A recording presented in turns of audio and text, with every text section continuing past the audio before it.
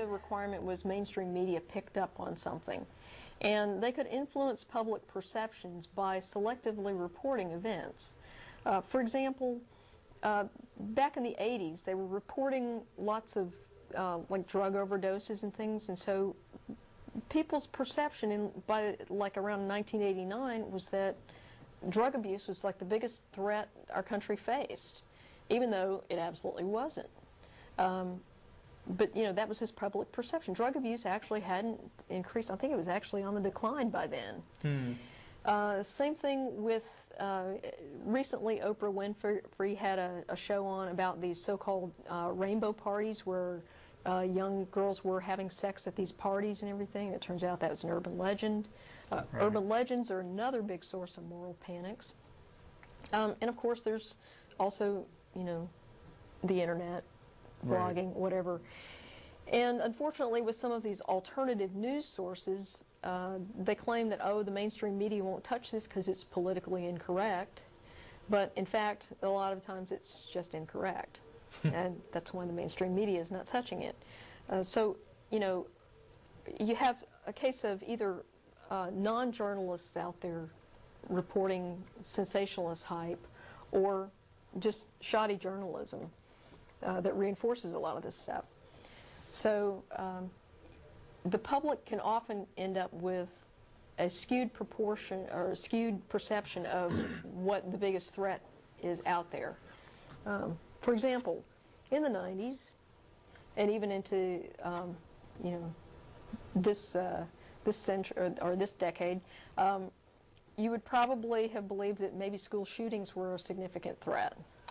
Yeah. And in fact, they're not any more likely than they were. Well, I kind of have a theory about the way the internet and cable news has changed the way people perceive danger, because our brains are sort of geared to assess local probabilities. Right. So if we hear, for instance, that 3 children got molested or got, let's say, kidnapped in our tribe, I mean, within a 10-mile radius, right, within the last month, we would rightly panic. We would say, oh my gosh, there is a kidnapping epidemic. Right. On the other hand, everything international is now local.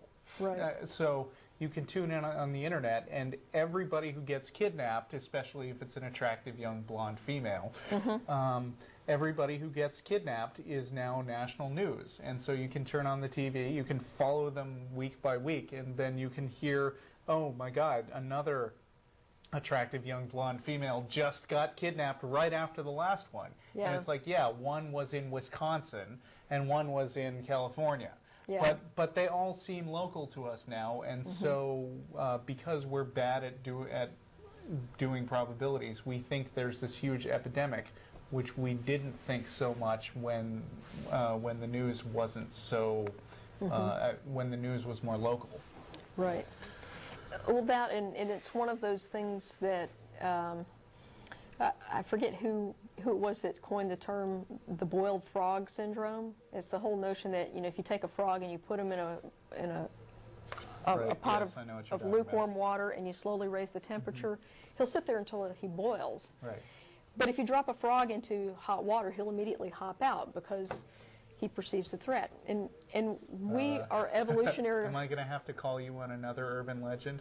Well, it's just an analogy. I just want to make sure people don't think Jen really believes that. Because no. In fact, when you do the experiment, the frog jumps out of the slowly turned up water. Yeah, they actually do. But yeah, it's just an analogy. But it's called the boiled frog syndrome. It's the idea that evolution sort of wired us to react to an immediate perceived threat, but the more gradual threats we just don't really react to until suddenly it's like, holy cow, I'm about to get eaten or something, And so because of this, we'll look at news reports of drug addiction or, young blonde females getting kidnapped, and we'll think that's the single biggest threat we face.